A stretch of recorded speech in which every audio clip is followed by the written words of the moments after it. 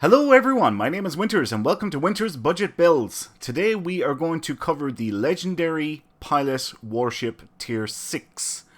In this episode we are going to start off with weapons, gear and equipment. Then we're going to move on to the skill tree. From there we'll move on to traits and bridge officer abilities and then the bridge officers themselves. And then moving on to the Judy Officers. Finally, we will finish up the episode by playing a patrol mission so that you guys can see what this build is like in battle. So, yeah, we're doing the legendary pilot warship tier 6 today. I know I'm going to get some flack about this because, as many of you will be well aware, this ship was only available in a bundle that costs $300. You get 10 ships, but the bundle costs $300. But 10 ships, $300 divided by 10 ships is $30 a ship. So there you go. That's my reasoning for it. Anyway,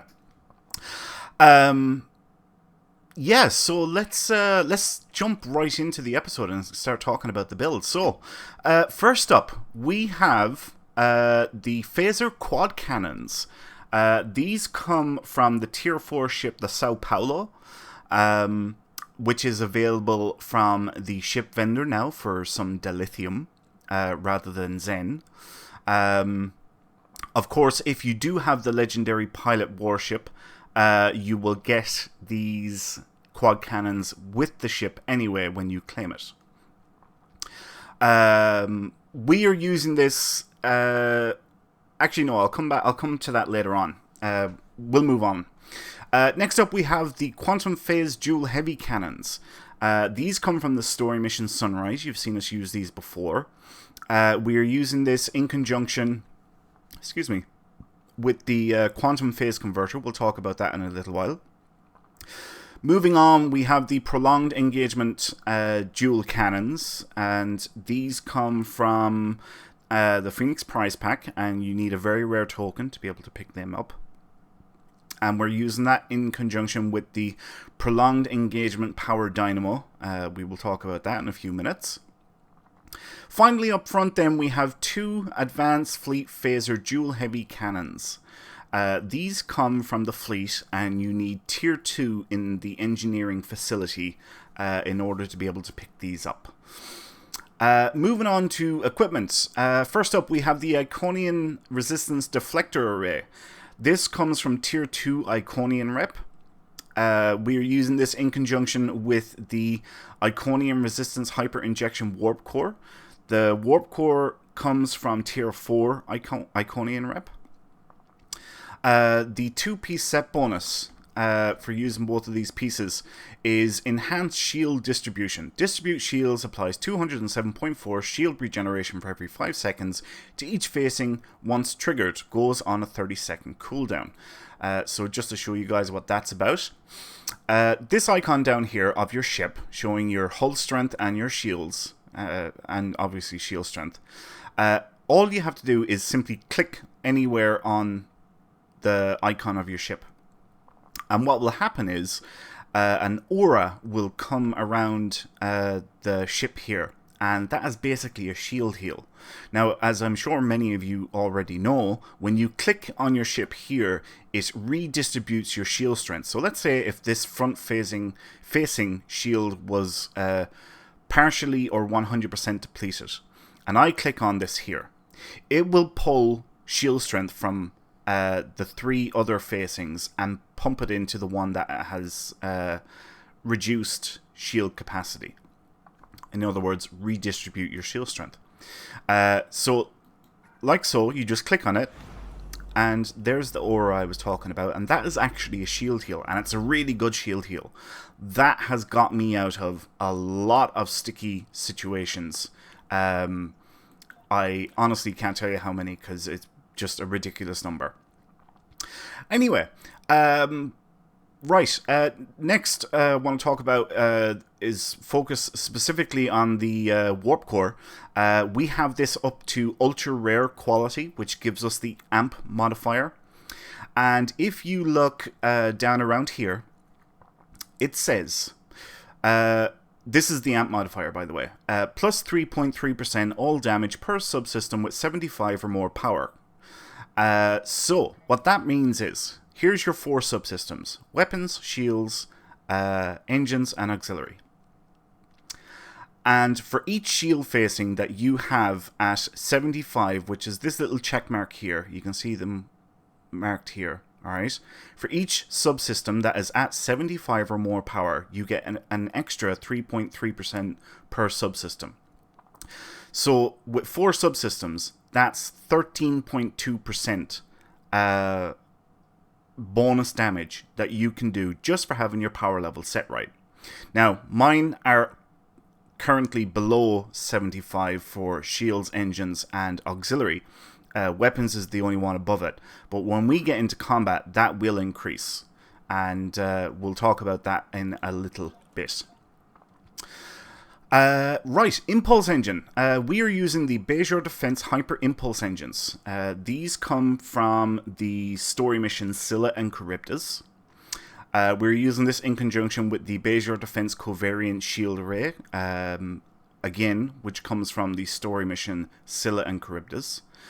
The reason why we are using these 2 pieces is for the 2-piece set bonus, which is plus 19% phaser damage. Massive buff to phaser damage. It also buffs Disruptor and Plasma. This is a phaser build, so we're benefiting from the phaser side of that. And that is absolutely fantastic.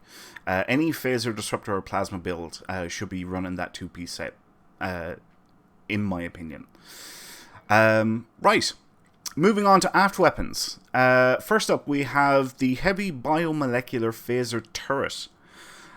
This comes from Tier 4 8472 rep, or Undine reputation.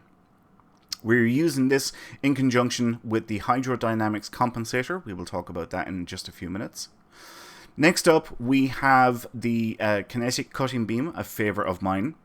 This comes from Tier 2 Task Force Omega reputation. We are using this in conjunction with the assimilated module. Again, we will talk about that in just a minute or two.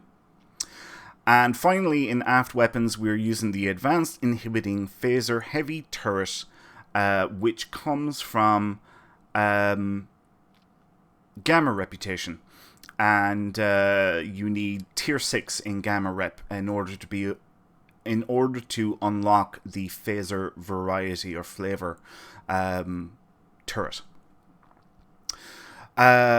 Devices. We are using the Temporal Negotiator just because, look, we have it, so I threw it in there.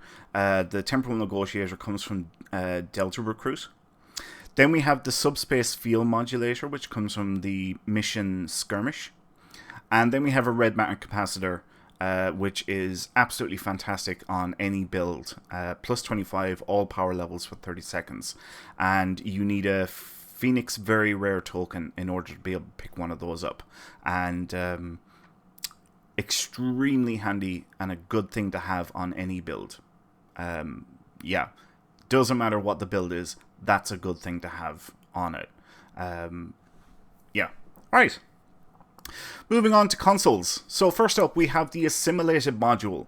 The assimilated module comes from Tier 1 Task Force Omega reputation. We are using this in conjunction with the Borg, or the kinetic cutting beam. The 2-piece set bonus is Omega Weapon Amplifier, and that is 2.5% chance when firing energy weapons to gain Omega Weapon Amplifier for 5 seconds. An Omega Weapon Amplifier is plus 10 weapon power, plus 500 weapon power drain resistance, and minus 500% weapon power cost. So basically what that means is, for a single volley,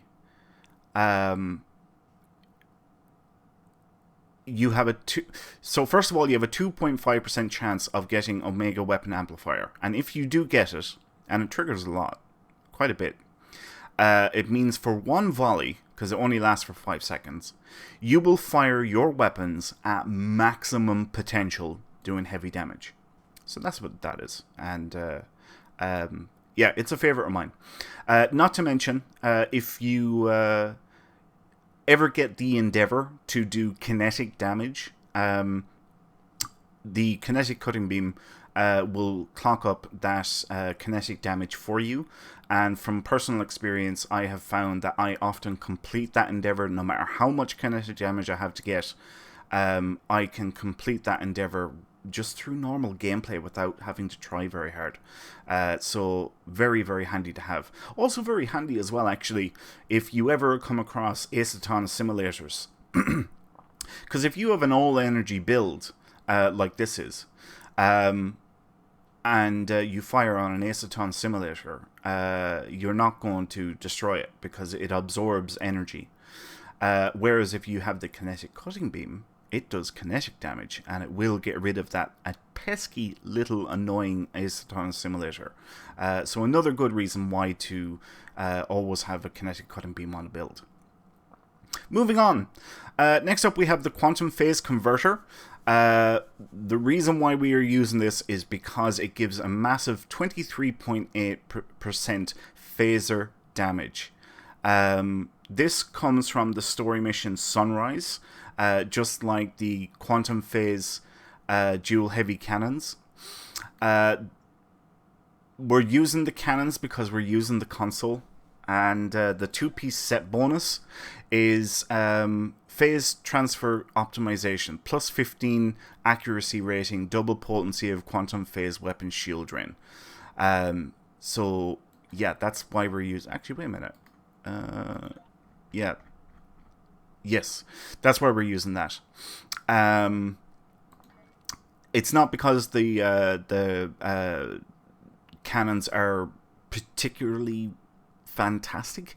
It's because we're using the quantum phase converter because it gives such great phaser damage, and if we're using that, then why the hell not use this as well? Next up, we have the prolonged engagement power dynamo. This comes from the Phoenix prize pack, and you need a very rare token for it. This gives +1 all power levels. Every 5 seconds in combat, gain 1 stack of power dynamo, and power dynamo is +1 all power levels with a maximum of +10. So that's +40 power on that bad boy. We are using this in conjunction with the prolonged engagement phaser dual cannons, and the two-piece set bonus is 7.5% recharge time on all bridge officer abilities. So a nice little two-piece set bonus there for using the power dynamo and the prolonged engagement phaser dual cannons. Next up, we have the Sustained Radium Field, which is Tier 1 Iconian reputation. It gives plus 25% bonus to outgoing hull heals, plus 12.5% all weapon damage, and plus 25% to bonus shield heals. So a nice little console there. Yeah, and we're using that basically for the damage, the extra damage. That's what we're using that for. Next up, excuse me, we have the Hydrodynamics Compensator. This comes from Tier 1 8472 rep, or Undine reputation.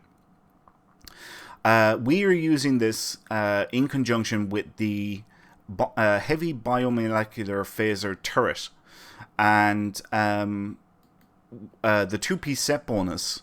It's not fantastic, but it's nice.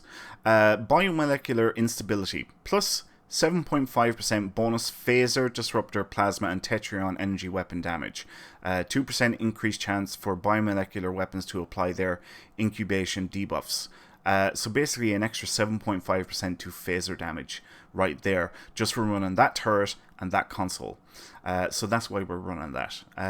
Some other stats: plus 3 engine power, plus 3 auxiliary power, plus 21.6 starship weapon accuracy, and plus 28.9% flight turn rate. I mean, we're using all that right there. So, yeah. Not that we particularly need any of it, but we're using all of it. It's just good stats all around. Next up, we have the Ordnance Accelerator. And the Ordnance Accelerator comes from Tier 2 Gamma reputation. And we're using this for the plus 25% phaser directed energy weapon damage. We are using this in conjunction with the Advanced Inhibiting Phaser Heavy Turret. And the 2-piece set bonus for this is plus 10% phaser weapon damage. So a nice little buff there for the 2-piece set bonus. Moving on to tactical consoles. First up, we have Lorca's Custom Fire Controls. This comes from Tier 5 Discovery Reputation. It gives plus 3.8% critical chance, plus 7.5 weapon power, and 150 Starship Shield penetration. Nice console. It's a very, very nice console. I don't use this as often as I probably should, but for this build, I have decided to throw it on.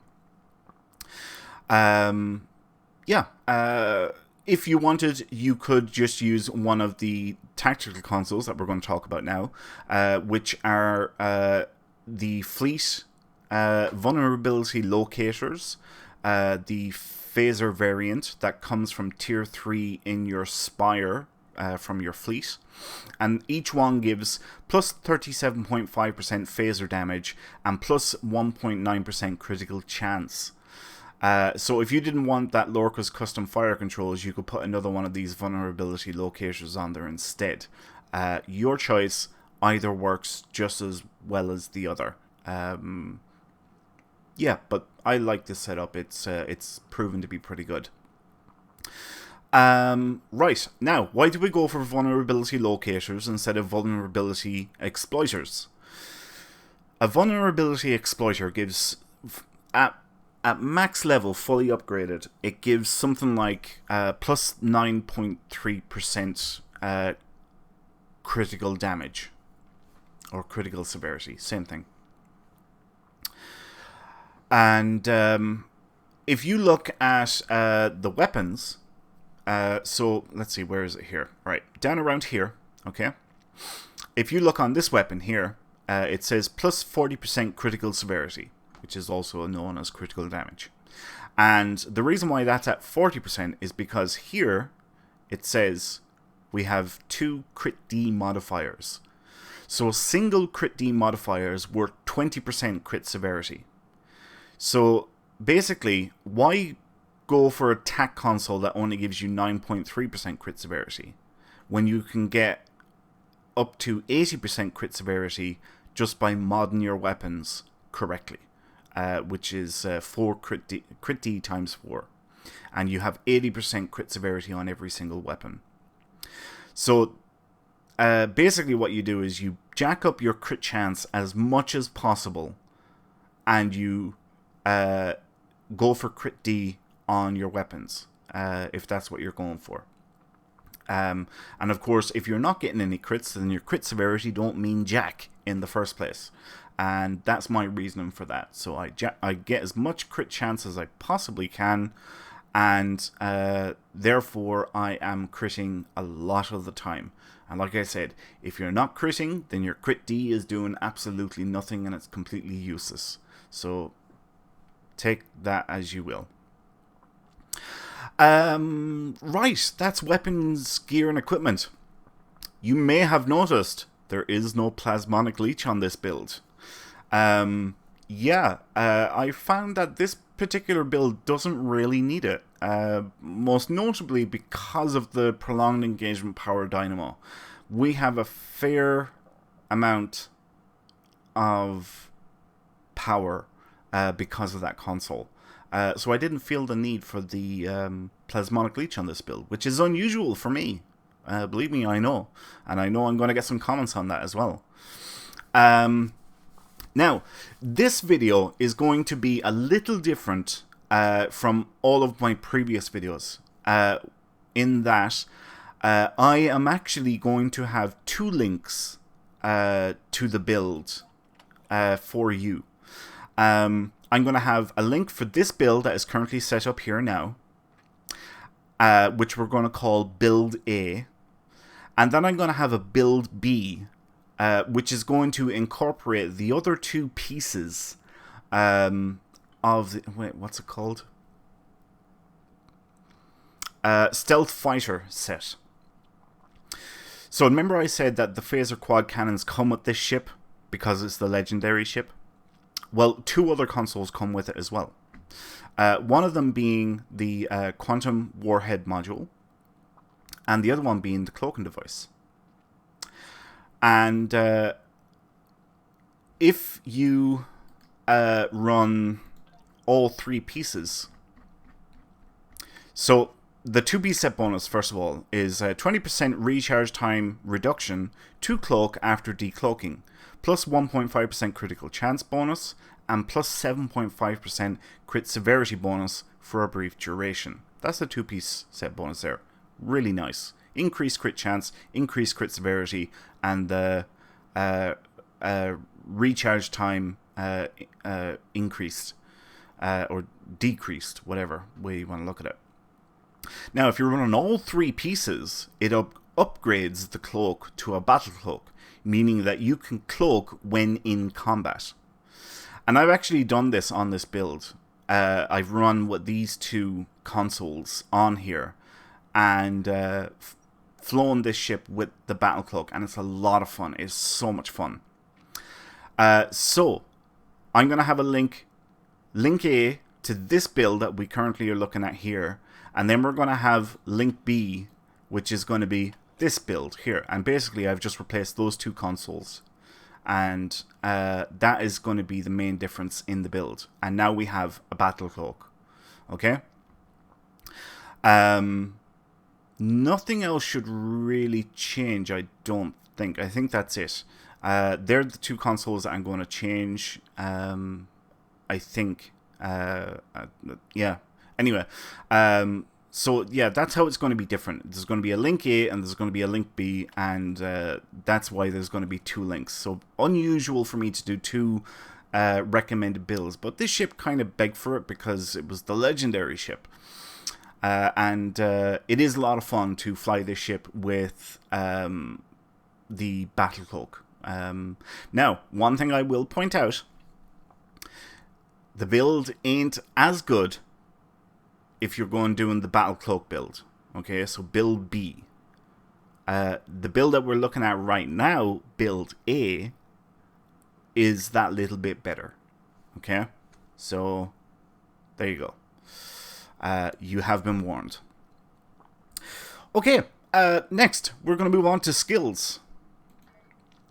So nothing too drastic from the norm here, really, but we're going to quickly gloss over this. So first of all, energy weapon training 3 points, shield capacity 2 points, hull capacity 2 points, electroplasma system flow 2 points, impulse expertise 1 point, drain expertise 2 points, targeting expertise 2 points, defensive maneuvering 2 points, weapon specialization 3 points, weapon amplification 3 points, shield hardness 3 points, shield regeneration 1 point, damage control 1 point, hull plating 2 points, defensive subsystem tuning 3 points, offensive subsystem tuning 3 points, long range targeting sensors 3 points, hull penetration 3 points, shield penetration 3 points, and finally warp core potential 2 points. Nothing too out of the ordinary there, apart from maybe these 3 points here: shield regeneration, damage control, and impulse expertise. Yeah, and that's just to try and help with survivability a little bit more, and a little bit towards maneuverability as well. So yeah, you can see what I mean. Nothing too drastic of a change, but proven to be a pretty good skill tree for this ship and this build. In terms of specializations, we are using the pilot specialization as our primary, and we are using the constable specialization for our secondary. You could run with pilot and strategist if you want, or you could run with intelligence officer maybe, but I'd stick with the pilot and constable, or pilot and strategist. They're the ones I would go with. Right, moving on to traits. So first up we have bulkhead technician. plus 10% maximum hull hit points. Then we have Innocuous, minus threat and plus crit severity. Then we have Last Ditched Effort, plus 40 all damage resistance rating while go down fighting is active. Then we have Operative, plus crit chance and crit severity. Then we have Rapid Support, reduce the recharge time of your career specific example tactical fleet ability by 33%. Then we have Superior Accurate, which is upgraded at the Fleet K13 holding to give plus 15 accuracy rating for 100,000 fleet credits. Then we have Superior Cannon Training, plus 7.5% bonus cannon weapon damage, again upgraded at K13 for 100,000 fleet credits. Then we have Superior Elusive, plus 15 defense rating for 601 seconds, again upgraded at K13 for 100,000 fleet credits. And finally we have Superior Techie, increase hull restoration and regen, again upgraded at K13 for 100,000 fleet credits. Moving on to starship traits. First up we have Improved Pedal to the Metal, which is acquired by spending 30 points in the Pilot Specialization tree. Then we have Improved Predictive Algorithms. This one is obtained by spending 30 points in the Intelligence Officer Specialization tree. Next up, we have Improved Temporal Insight, which is a Delta Recruit reward. And that is the only way you can get that trait, but a really, really good trait. Next up, we have Overpowered and Overgunned. This is the trait that actually comes on the ship. This is the Tier 6 trait. Or level 6 mastery trait that comes with the pilot, with the legendary pilot warship. Really, really good trait. And finally then we have Withering Barrage, which comes from the Tier 6 Valiant. And because we're using cannons, a great trait to go for. Moving on to space reputation traits. First up, we have Advanced Targeting Systems rank 2, which is a Dyson reputation trait. Then we have Destabilizing Phase Array rank 2, which is an Iconian reputation trait. Then we have Enhanced Armor Penetration rank 2, which is a Delta reputation trait. Then we have Enhanced Shield Penetration rank 2, which is a Nukar reputation trait. And finally then, for space reputation traits, we have Magnified Firepower rank 2, which is a Gamma reputation trait. And all of those traits are acquired by getting each of the reps up to Tier 6. For active reputation, first up we have Biomolecular Shield Generator rank 2. Comes from 8472 rep or Undine rep. Then we have Deploy Sensor Interference Platform rank 2, comes from Dyson reputation. Then we have Quantum Singularity Manipulation rank 2, comes from New Romulus or Romulan rep. And finally then we have Refracting Tetrion Cascade rank 2, which comes from Nukara rep. And that last one there is a ground one, so we're not going to talk about that. Okay, moving on. Bridge officers. We have in our tactical stations, where are they? Yamaki or whatever his name is, and Chit. There they are. We have 2 Romulan superior Romulan operatives. These are purchased from the Fleet Embassy.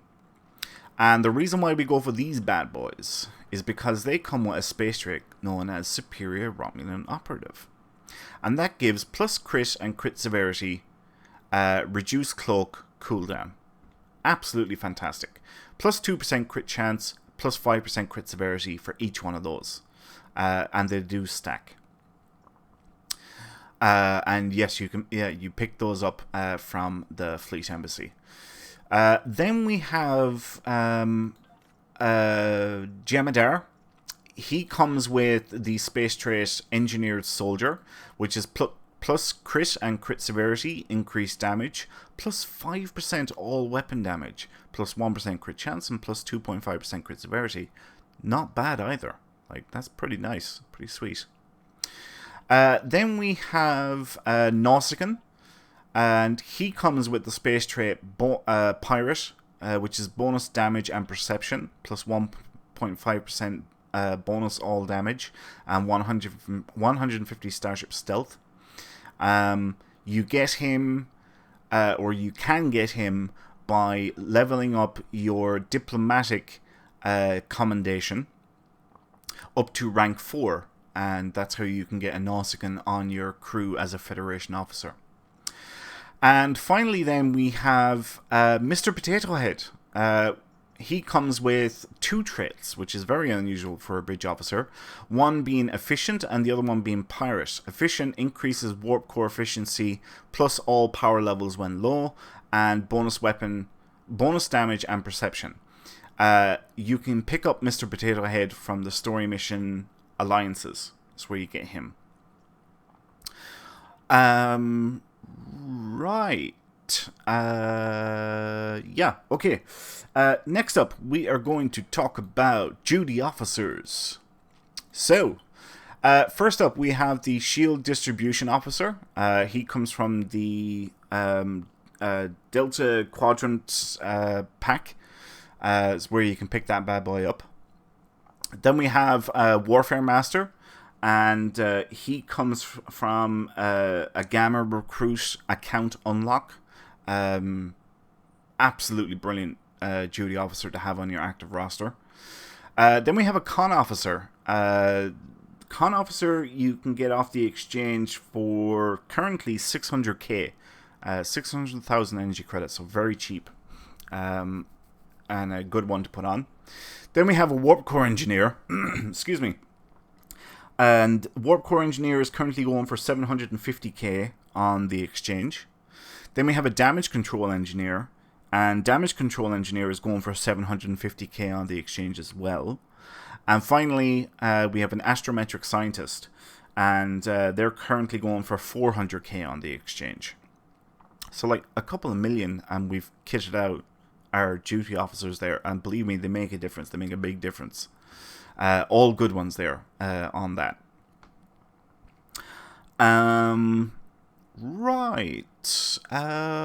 That's duty officers, bridge officers. So, it's time to see this bad boy in action. So we are going to jump into a patrol.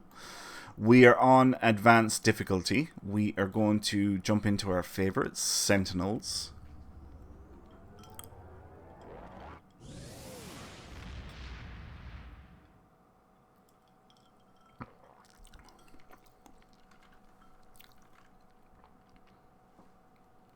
I've actually been having terrible trouble with my internet over the last couple of days. I hope that I don't run into any problems now while I'm recording this episode, because that would just be absolutely terrible. And I genuinely mean that, because we're coming near the end of the episode. So if we get any rubber banding or anything like that, you know why. I'm really hoping that we don't get disconnected. And there seems to be a slow load on this, and I really don't like that. I'm kind of worried a little bit. We're in luck. We made it here before June. Let's get to work. Okay, let's get going. So yeah, this is a pilot warship. There are obviously pilot maneuvers with it. So we'll buff up here, and then we'll unleash hell. Look at all those ships blowing up already. And we use our pilot maneuvers to backtrack. I mean, come on. How good is that? What I actually love is this. That is just so cool. So cool. I love it. Yeah, so the Valiant, which is the tier 6 Defiant. Obviously this is a tier 6 Defiant as well, but this is the legendary one. The Valiant doesn't have any pilot maneuvers. Unfortunately. So that is one thing that I do like about this one, is that it does have pilot maneuvers, because you can have so much fun with the build. You really, really can. Yeah, I'm a big fan of pilot ships.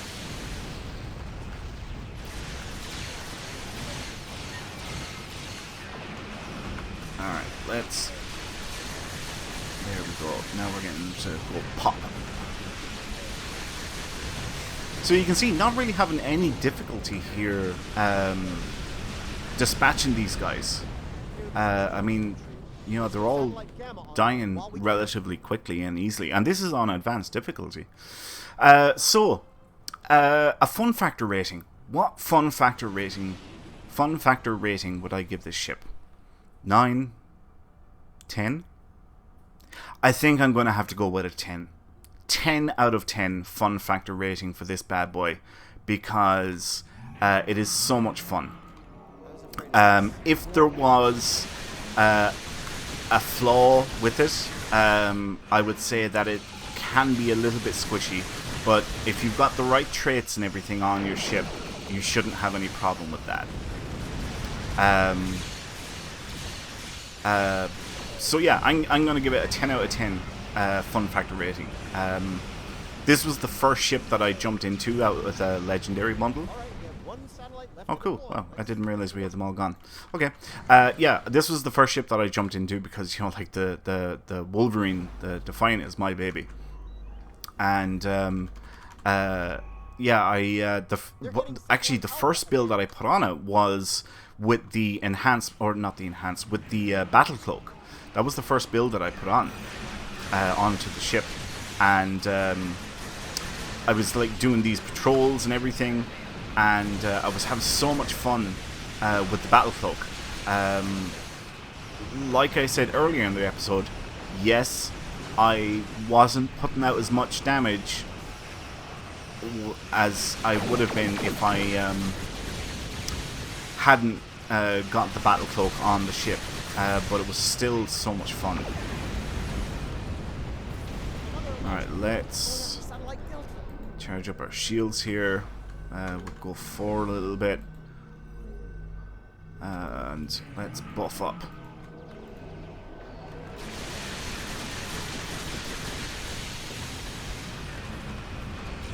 Whoops, I didn't mean to do that. But it actually kind of worked out kind of nice. And I just love that. I love flying through the remnants of a ship just as it blows up. I love that. I do that all the time in the Wolverine. And here's this last one, and then we go over to our last group. Excuse me. So yeah, 10 out of 10 fun factor rating for this ship, purely because of the pilot maneuvers. And it does have, I suppose now thinking about it, it does have some versatility and options. Like, you know, I mean, I'm providing a recommendation for 2 different builds. Granted, they're not very different, but they are 2 different builds for the ship, and flown two very different ways. So there is some wiggle room there, you know, to do what you want within reason. Here, alright, I thought I was gonna... This is what I want. Alright, finish these guys off and loot. Bye bye. There we go. Patrol finished. Love it. Alright, we'll just pick fleet marks there for that. And we can leave the system anytime you want now. There we go. Stamets, thank you. Excuse me.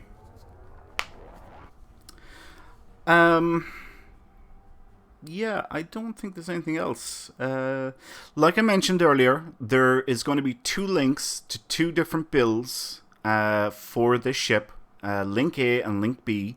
Link A will be the build that I just demonstrated on screen here for you now. And Link B will be including the battle cloak. And that is the only difference between the 2 links. Will be the battle cloak. So yeah, you can find that link below in the description for this episode on YouTube. If you have any requests for builds that you would like to see, leave a comment below as well. and if I have the ship, I will endeavor to get that build done for you as quickly as I possibly can. So yeah, look, thanks a million everyone for watching this episode. I really appreciate your support so much. You have no idea. And yeah, if you could please leave a like. If you have any questions or comments, feel free to leave them below as well. The more interactions I can get you guys to do on videos, like leaving a like and leaving a comment, really helps me out big time. So yeah, if you did like the video, please leave a like, and if you have any questions or comments, feel free to leave those there as well. And I endeavor to reply to everybody who does take the time to leave a comment. Anyway, my name is Winters, and I'll catch you next time. So until then, adios.